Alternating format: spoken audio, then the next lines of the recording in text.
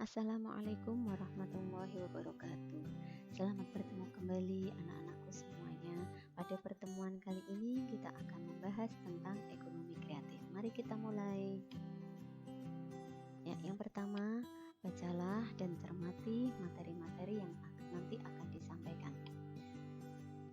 Kompetensi. Kompetensi apa yang harus kalian kuasai? Yaitu yang pertama, menganalisis pentingnya ekonomi kreatif. Yang kedua, menjelaskan manfaat ekonomi kreatif. Dan yang ketiga, mengidentifikasi hambatan ekonomi kreatif pada masa pandemi COVID. Oke, berikutnya nanti silahkan kalian tulis evaluasi atau latihan soal ini ke dalam buku catatan kalian. Jangan lupa jawab ya dan dikerjakan dengan baik. Ya, langsung kita akan melanjutkan pada materi. Materi yang pertama, konsep ekonomi kreatif. Dilihat dari kalimatnya, kreativitas itu artinya adalah kemampuan seseorang untuk melahirkan sesuatu yang baru, baik itu berupa gagasan maupun karya nyata yang relatif berbeda dengan yang ada sebelumnya. Jadi, kegiatan ekonomi kreatif adalah kegiatan ekonomi dengan input dan output yang berupa gagasan. Sedangkan ekonomi kreatif, menurut seorang ahli yang bernama Hawkins, ekonomi kreatif adalah kegiatan ekonomi dalam masyarakat yang menghabiskan sebagian besar waktunya untuk menghasilkan ide, tidak hanya melakukan hal-hal yang rutin dan berulang. Ya, kita lanjutkan pada materi yang kedua. Materi yang kedua yaitu bahwasanya ekonomi kreatif itu penting. Mengapa? Dalam situasi persaingan yang ketat, menuntut seseorang untuk memiliki ide-ide kreatif. Apalagi pada era revolusi industri 4.0 dan perdagangan bebas. Ide-ide kreatif akan menghasilkan keunggulan dan keistimewaan yang lebih dari negara lain. Di samping itu, agar produk-produk dalam negeri tidak tergerus oleh produk-produk dari luar.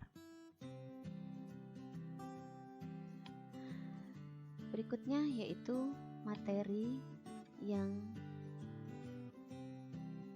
ketiga.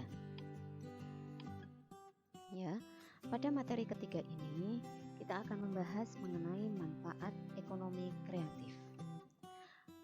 Apa saja manfaat dari ekonomi kreatif? Manfaat yang pertama yaitu bermanfaat untuk memunculkan inovasi baru yang tentunya dapat memenuhi permintaan pasar. Yang kedua, pertumbuhan ekonomi Indonesia. Dan yang ketiga, menciptakan manusia yang kreatif. Nah, perubahan ekonomi ini akan sangat bermanfaat untuk memunculkan inovasi baru yang tentunya dapat memenuhi permintaan pasar. Manfaat ekonomi kreatif ini telah dirasakan oleh negara Indonesia saat ini, karena negara Indonesia merupakan salah satu negara yang mempunyai nilai kreativitas tinggi. Nah, salah satunya adalah ini ya, munculnya bisnis startup. Dari adanya e-commerce itu adalah electronic commerce atau perdagangan elektronik ya, yang saat ini sudah banyak sekali e-commerce yang berkembang di sekitar kita. Contohnya adalah Bukalapak, Tokopedia, Lazada, dan lain sebagainya. Nah, startup itu apa? Startup adalah sebuah istilah yang merujuk pada suatu bisnis atau perusahaan rintisan. Perusahaan rintisan merupakan perusahaan yang baru beroperasi dan masih berada pada fase pengembangan untuk menemukan pasar dan mengembangkan produknya. Ya. Selanjutnya adalah kita akan membahas tentang hambatan.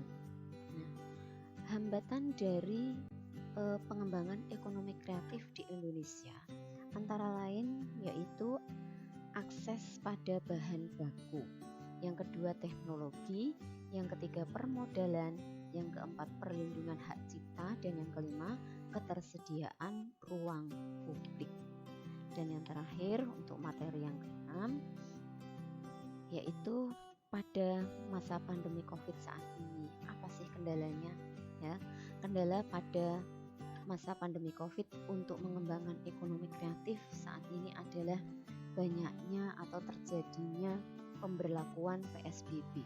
PSBB itu adalah pembatasan sosial berskala besar di beberapa kota di Indonesia, dan ini menjadi hambatan dari pengembangan ekonomi kreatif di era saat ini. Ya, lanjut untuk yang terakhir, yaitu rangkuman dari materi kita kali ini, bahwasanya Indonesia memiliki keunggulan dalam bidang ekonomi kreatif seperti kuliner dan juga pariwisata. Oleh karena itu, bidang-bidang ini perlu untuk ditingkatkan kualitasnya agar menghasilkan devisa bagi negara. Oke, sampai di sini saya akhiri pembelajaran pada kali ini.